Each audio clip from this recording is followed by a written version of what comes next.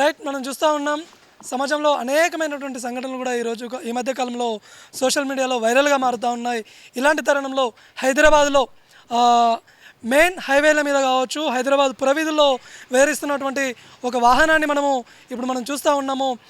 Auto మీద వరి పైరుని ఏర్పాటు చేసుకొని ఆ వాహనదారుడు హైదరాబాద్ తిరువీధుల్లో తిరుగుతున్నటువంటి పరిస్థితి. ఇప్పుడు మనం దీని గురించి మరిన్ని వివరాలు ఆ యొక్క ఆటో డ్రైవర్ని లేకపోతే ఆటో యజమాని అడిగి తెలుసుకుందాం. అన్నా చెప్పండి, ఎక్కడ మీది? మాది మహబూబాద్ డిస్టిక్ అండి. మానుకోట డిస్టిక్. మాది బయ్యారం మండలము, ఇస్లాపురం గ్రామము. ఓకే, ఏంటి అసలు ఇట్లా ఆటో మీద ఈ వరి పైరుని ఏర్పాటు చేసుకొని తట్టులో వరి గింజలను వేసి ఇట్లా వరి పైరుని ఏర్పాటు చేసుకోవడానికి కారణాలు అయితే ఉన్నాయన్న.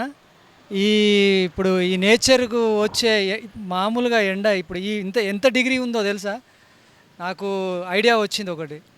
ఇప్పుడు నేను చేను దగ్గరికి పోతూ ఉంటా, మామూలుగా రోడ్డు మీద నడిచినప్పటికీ తీరా వరి పొలం ఉన్న దగ్గరికి పోయేసరికి చల్లదనం అనేది తగులుతూ ఉన్నది నాకు. నేను ఎప్పుడు పొలం కాడికి పోయినప్పుడల్లా ఇదే అబ్జర్వ్ చేస్తూ ఉంటా. చేసినప్పుడు మరి అదేదో ఇక్కడ ఎందుకు నేను దీన్ని ఇట్లా ఎందుకు చేయకూడదు అని చేయడం జరిగింది. దీనికి ఒక 3 వ్యక్తులు కారణం కూడా ఉన్నారు. వాళ్ళు కూడా సజెషన్ చేయరు. నేను మర్చిపోయిన విషయాన్ని కూడా వాళ్ళు 3 గుర్తు చేసిర్రు. వాళ్ళ పేర్లు కూడా చెప్పమంటే చెప్తా. రమేష్ అన్న ఒకటి, వినయ్ అన్న ఒకటి, సూరిబాబు ఒకటి. అంటే నీకు ఏమని సజెషన్ చేశారు వాళ్ళు తిరుపతి పోయి వచ్చినప్పుడు ఆటో ఎక్కిరు, ఇంత ఉడకపోస్తుంది, నువ్వు దీనికి పైన ఏమైనా పెట్టుకోవచ్చు కదా, మంచిగా సీలింగ్ వేయించుకోవచ్చు కదా అంటే అప్పుడు ఒక థాట్ వచ్చింది నాకు. ఆ థాటే ఇప్పుడు ఉన్న ఈ వరి నాటేసుకునే పొజిషన్కి వచ్చిన మొక్కలు ఇవి. వాళ్ళు ఇచ్చిన థాటే, ఆ ఒక్క చిన్న ఐడియా ఇంత దూరం తీసుకొచ్చింది నన్ను. అయితే మనం ఈ మధ్యకాలంలో చూస్తున్నాము, రైతులు కావచ్చు వరి పండించి కూడా ప్రభుత్వం కొనలేనటువంటి పరిస్థితి. అట్లాంటి వరిని నువ్వు ఇలా ఆటో మీద ఏర్పాటు చేసుకున్నావు, ఇదేమన్నా నిరసన అనుకోవచ్చా ప్రభుత్వానికి? వాళ్ళు ఎట్లనైనా అనుకోనియండి, వాళ్ళు ఏమనుకున్నా నాకు బాధ లేదు. కానీ దీనివల్ల ఒక నలుగురికి తెలుస్తుంది ఇది అసలు ఇదేందో కూడా ఈ హైదరాబాద్ సిటీలో ఎవరికి తెలియదు. అసలు ఇది ఏందని ఒకళ్ళు వచ్చి అడుగుతారు, ఇది ప్లాస్టిక్ అని ఇంకోళ్ళు వచ్చి అడుగుతారు, ఇది గోధుమలా అని అడుగుతారు. కాదురా నాయన, ఇది ఒడ్లు నానబోసి ఒక వారం రోజులు నీళ్ళలో పెడితే ఆ గింజ పలిగి మొలకొచ్చినప్పుడు దాన్ని బస్తాలో వేసి చల్లదనం కోసం, ప్రకృతి కోసం, మన నేచర్, పొల్యూషన్ కూడా కంట్రోల్. ఈసారి నేను చేసిన నన్ను చూసి వచ్చేసరికి ఇంకో 10 మంది, ఒక 20 మంది, ఒక 50 మంది చేస్తే దీనివల్ల ఎంత పొల్యూట్ కంట్రోల్ అవుతుందో తెలుసా? ఇప్పుడు ఇది నువ్వు చేసి ఎన్ని రోజులు అవుతుంది? ఇది మినిమం ఇక 25 రోజులు అవుతుంది. ఎంతమంది నార్మల్గా ప్రయాణికులు ఏ విధంగా రెస్పాండ్ అయ్యారు? నేను ఓలా నడుపుతా, ఊబర్ నడుపుతా, ర్యాపిడో నడుపుతా. 3 5 స్టార్ రేటింగ్ ఉంది నాది. 5 స్టార్ రేటింగ్ ఉంది నాది. దాన్ని బట్టి మీరు అర్థం చేసుకోవచ్చు. ఇక అంటే కనీసం ఇది తెలియని వాళ్ళు ఏమైనా నీకు ఎదురుపడ్డారా? ఇది తెలియని వాళ్ళే. నేను జూబ్లీ చెక్ పోస్ట్ దగ్గర ఆటో సిగ్నల్ పడింది, ఆగిన. మనం బతికేది ఏమో గంజిలో, ఒక బెంచ్ వచ్చి పక్కన ఆగింది. ఆ బెంచ్లో గ్లాస్ కిందికి అన్న తర్వాత ఆ తల్లి ఆ బిడ్డకి చెప్తాంది, మమ్మీ అని ఇంగ్లీష్లో ఏదో అడిగా. మనకి ఇంగ్లీష్ రాదు కదా, ఇంగ్లీష్లో అనేసరికి అది మన నేటివిటీ, మన నేచర్ బిడ్డ, మనకి దానికి ఎంత సంబంధం ఉందంటే ఈ ప్రపంచానికే తెలియదు ఆ సంబంధం అని చెప్తా అంటే ఆ బిడ్డ ఆనందపడమేమో కానీ నాకు మాత్రం అసలు చెప్పలేనంత ఆనందం పుట్టింది. అసలు అంటే ఇట్లాంటి వ్యక్తులు కూడా ఇంకా ఉన్నారా తెలియకుండా ఆ తల్లి ఆ బిడ్డకు చెప్తా ఉన్నది బాగా. అసలు నేనైతే దానికి నా కళ్ళలో నుంచి ఇట్లా నీళ్ళు వచ్చినట్టు అనిపించింది నాకు. కంటి నిండా నీళ్ళు పడలే కానీ కంటి నిండా గుడ్ల నిండా నీళ్ళు వచ్చేసినాయి నాకు.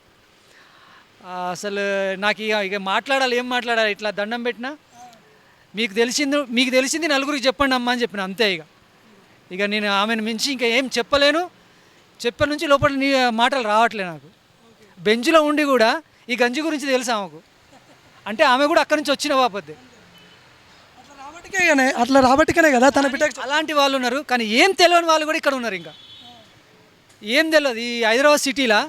నేను ఇప్పుడు రోజుకి ఒక 5-6 ట్యాంకుల నీళ్ళు, అంటే ట్యాంకులు పెట్టుకొని పోస్తూ ఉంటే ఏంటంటే తెలుసా, ఎవరిదన్నా పికప్ దగ్గర పోయినప్పుడు కొన్ని నీళ్ళు ఇవ్వండి అంటే, మేమే ట్యాంకర్లతో నీళ్ళు తెచ్చుకుంటున్నాం, నీకెక్కడి నుంచి ఇవ్వాలి అంటారు. అరే అమ్మ, ఎటుపోతుంది? నేను చాలా ఒక 15 రోజుల నుంచి అబ్జర్వ్ చేస్తూనే ఉన్నా, ఎవరు నీళ్ళు అడిగినా ఇవ్వట్లే. ఇక నేనే ఒక క్యాన్ కొనుక్కొని మిల్లర్ వాటర్ ఎక్కడ దొరికితే అక్కడ కొనుక్కొని దీనికి పోస్తూ ఉంటా.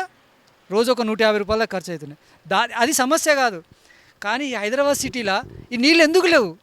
ఇంత పెద్ద బిల్డింగ్లు ఉన్నాయి కదా, ఒక 10 అంతస్తులు ఉన్నాయి, 20 అంతస్తులు ఉన్నాయి. ఈ బిల్డింగ్కి మన గవర్నమెంట్ పర్మిషన్ ఇచ్చేటప్పుడు ఒక ఇంకుడు గుంత తీసుకోవాలని పర్మిషన్ ఇవ్వచ్చు కదా. ఇంకుడు గుంతలే బిల్డింగ్ కట్టేస్తారు. రాబోయే 4 సంవత్సరాలల్లో ఈ హైదరాబాద్ ఏమవుతుందో అర్థం కావట్లే. తాగడానికన్నా నీళ్ళు ఉంటాయా అసలు? ఆ దుబాయ్ పరిస్థితి ఏంది? నీళ్ళు లేక లేక లేక ప్రకృతి కోపం వచ్చింది, మొత్తం ముంచుకొని దొబ్బించుకొని పోయింది మొత్తం. ఇప్పుడు ఏమైంది? ఆ నీళ్ళు ఎక్కడ పోయాలో వాళ్ళకి అర్థం కావట్లేదు. అలాంటి పరిస్థితి తెచ్చుకోకుండా మన వచ్చిన నీళ్ళని స్టోరేజ్ చేసుకోవడానికి ప్రతి ఇంటికి ఒక ఇంకుడు గుంత పెట్టుకోండి. ప్రతి ఇంటికి ఒక ఇంకుడు గుంత పెట్టుకుంటే మీకు ఈ నీళ్ళ ప్రాబ్లం ఎప్పటికీ రాదు. నాకు అదే థాట్ మైండ్లో తిరుగుతూ ఉంది. నేను ఈ నుంచి ఇటు వరకు ఇది తీసేసి ఇక్కడ ఒక బ్యానర్ పెడదామని, save the water, save the tree, ఇట్లా చెట్లను కాపాడండి, ప్రకృతిని కాపాడండి, నీళ్ళని వేస్ట్ చేయకండి అని బ్యానర్ పెడదామని అనుకుంటున్నా. నా ఆలోచన ఇది. ఆలోచన వచ్చింది చేసేసిన, ఈ ఆలోచన వచ్చింది చేసేస్తా. కాకపోతే టైం. ఇప్పుడు హైదరాబాద్లో హై క్లాస్ వెహికల్స్ తిరుగుతూ ఉంటాయి. అనేక మంది కూడా పొల్యూటెడ్ కావాలని వాని ఎక్సిలేటర్ ఎక్కువ ఇచ్చి మరి పొల్యూట్ చేస్తూ ఉంటారు. సైలెన్సర్ల నుంచి విపరీతమైనటువంటి పొగలు వస్తూ ఉంటాయి. అట్లాంటి ప్రయాణికులకు నువ్వు దీని ద్వారా ఎలాంటి సందేశం ఇవ్వాలి? చూస్తే సిగ్గుపడాలి. దీన్ని చూస్తే సిగ్గుపడాలి. అంత పొగ నిష్పెట్టిండు కదా, ఆ పొగకు కారణం ఆ పొగనైతే పీల్చుకుంటుంది కదా. సిగ్గుపడి ఇంకొకసారి అట్లాంటి పని చేయకూడదు. ఇప్పుడు మీరు చెప్పారు హైదరాబాద్లో పెద్ద పెద్ద వెహికల్స్ ఉన్నాయి. ఆ పెద్ద పెద్ద వెహికల్స్ మధ్యలో నా వెహికల్ పెట్టండి, చూడండి ఎవరిని పోయి చూస్తారా? ఆ గంజని చూస్తారా, బెంజని చూస్తారా? ఆ బెంజులకి వెళ్ళి దిగొచ్చే గంజని చూస్తున్నాడు కదా. అంటే ఆ గంజికున్న విలువ ఏందో వాళ్ళకి అర్థమవుతున్నది ఇప్పుడు. అంత పెద్ద మనిషి వచ్చి దిగొచ్చి ఫోటోలు దిగుతున్నారు, సెల్ఫీలు కొట్టుకుంటున్నారు. అంటే ఇప్పుడు ఇది మన నాగరికత.